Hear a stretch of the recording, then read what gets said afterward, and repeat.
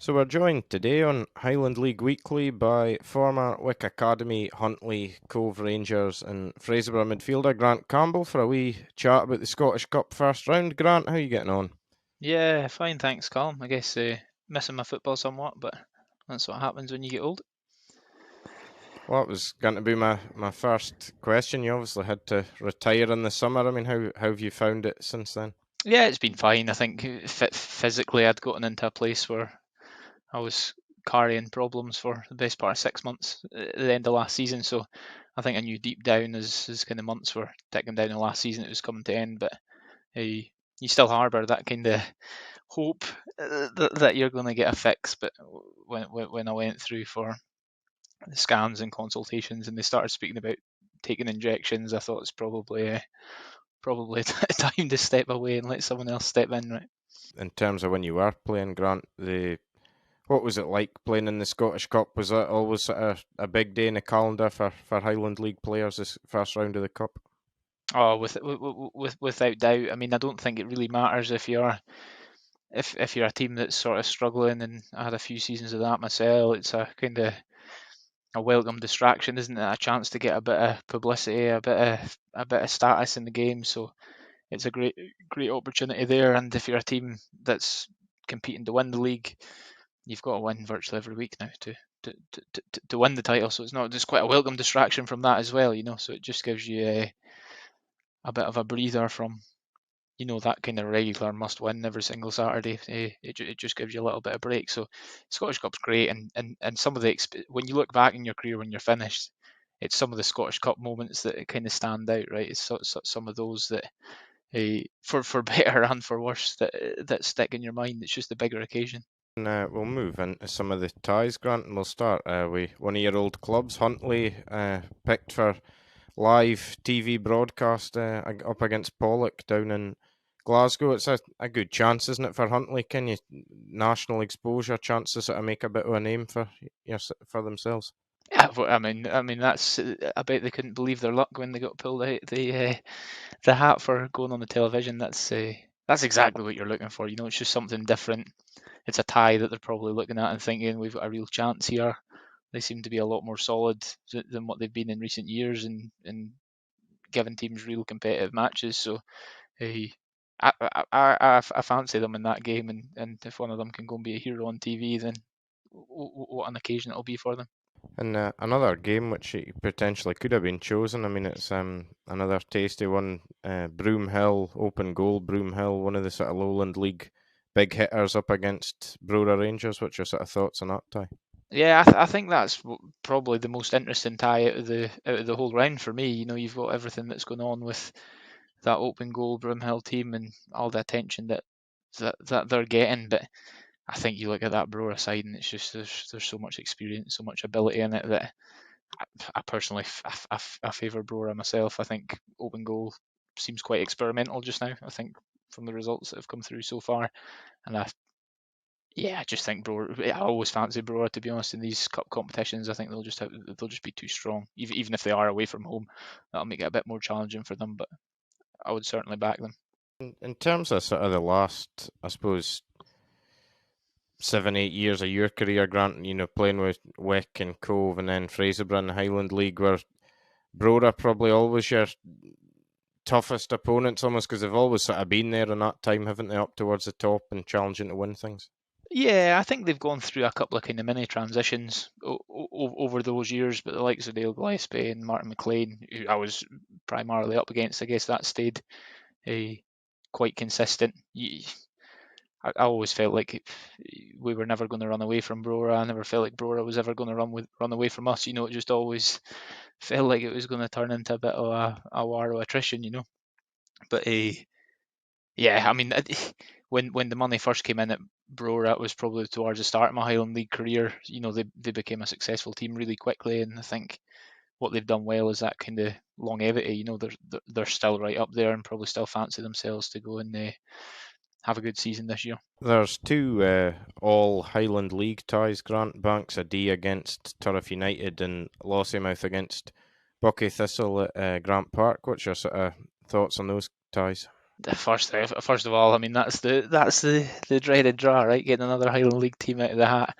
Hey, a few ex-teammates involved in the Banks of D turf game between Jamie Watt and Roy McBain and Dean Donaldson.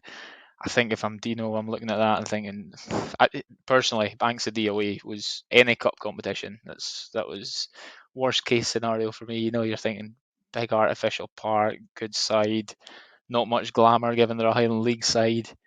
In saying that, Dino's done a great job at Turf. They took a kind of creditable point off us towards the end of last season when people thought we were going to start to falter a little bit, and you could see that day he's built a really decent young side, and they've carried that on this year.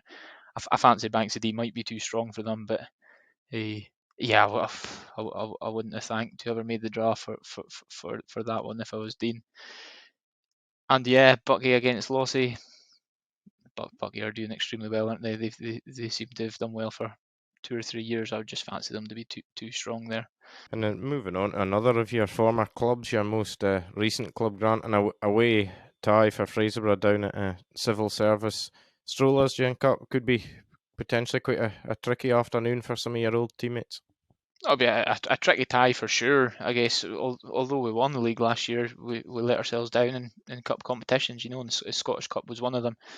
They've obviously had the taste of it with the Rangers experience a few years ago, so I fancy Fraserburgh down there. I don't think it'd be an easy tie for them, but I think it was a bit of a freak result when we went out of Scottish Cup last year. I think they'll have a bit between their teeth, and I think they'll have enough to go and take care of them down there. Another tie that, not one of your former clubs, but another tie that kind of stood out to me a wee bit was Devon Vale against East Kilbride. Can East Kilbride been one of those sides in the Lowland League that have been, up at the top end for quite a few years now? So you'd expect can Devon Vale to have their hands full when they come up to Banff. Oh, for sure, and there's a massive park there at Vale as well. Sometimes I think if in these games when they're underdogs, they'd probably want to take the lines in a wee bit, right? But yeah, I think East Kilbride will probably have a little bit too much. Vale are obviously still trying to build a side there, and it'd be a step too far for me, I think, facing an East Kilbride side. And in terms of your hometown team, Grant, Wick Academy, they've got a nice home tie against Lochee United, and it's maybe cliched to say, is it? But for Wick, it's always important to try and make sort of that advantage at Harmsworth Park count, isn't it?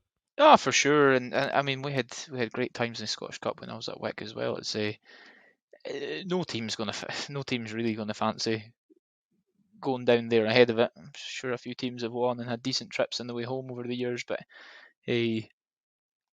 I think Wick have got a real challenge there. Obviously, I'll have everything crossed that they can dig a result out. But I think Lochee are strong down here, right? I think I think they're one of those teams that you'll start to hear more and more about now with the whole pyramid structure coming into place. So I desperately want Wick to win that one. I think it could be a challenge.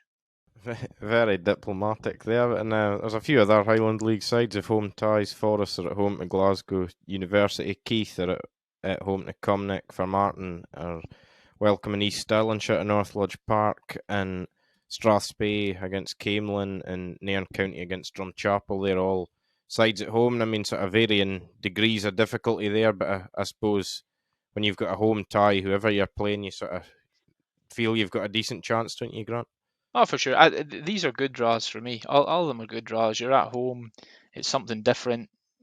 No doubt most of the players will be straight onto Google trying to figure out who some of these sides are and how their seasons are going. And the truth is, it won't matter. What'll matter is that the teams turn up and perform on the day. And I think over years you start to appreciate that a bit more. I think you can get a bit distracted by who's coming to town when you play them in the Scottish Cup, but they'll all relish it. It's like I say, it's something different. It's probably the exact opposite of what Turf have landed with their trip to Banks of D. They're getting someone new and they've got a home tie. So yeah, it's ideal for all of those, I would say.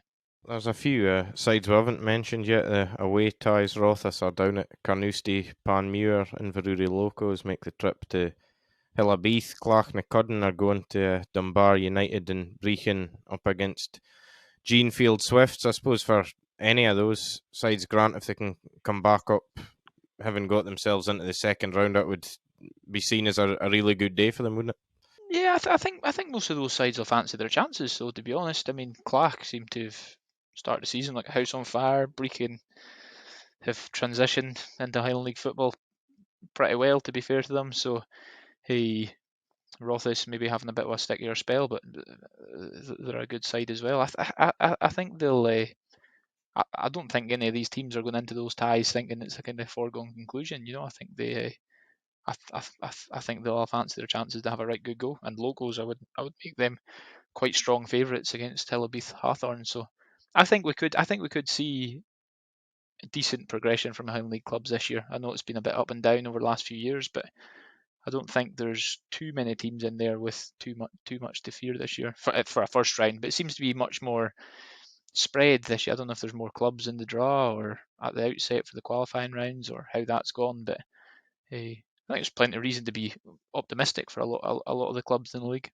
Thank you very much for your time, Grant. Appreciate your insights on Highland League Weekly, and I'm sure you'll be watching a few of those ties with interest. Yeah, for sure. Certainly my old clubs, you know, Wick, Huntly, Fraserburgh.